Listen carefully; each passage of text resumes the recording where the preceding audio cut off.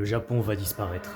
Effacé, supprimé, anéanti, rayé. Et tout ça d'ici quelques années. Cette idée, c'est pas de la science-fiction. C'est une menace bien réelle et surtout imprévisible dans le temps. Pour vous expliquer, le Japon se situe sur la ceinture de feu, une zone sismique hyper active où plusieurs plaques tectoniques se rencontrent. C'est à cause de cette position géographique que le pays est exposé à tous ces séismes et ces tsunamis. On peut rappeler ceux qui ont frappé Fukushima en 2011 avec des vagues de 30 mètres de haut causant plus de 18 000 morts. Le pays est en sursis. Selon certaines théories scientifiques, les mouvements des plaques tectoniques pourraient un jour faire s'enfoncer le Japon sous les eaux. Ce phénomène pourrait être provoqué dans 1 an ou bien dans 100 ans ou même des millénaires. Mais il est techniquement possible. On ne sait juste pas quand. Il y a un anime franchement sympa qui traite de ce sujet catastrophe. C'est Japan Sinks 2020. En quelques jours, des séismes et des tsunamis ravagent le pays, forçant les survivants à fuir. Bien que fictionnelle, cette série, comme dit précédemment, s'inspire de réalités géologiques et montre à quel point le Japon est vulnérable. Mais comme d'hab, au pays du soleil levant, on observe une résilience incroyable.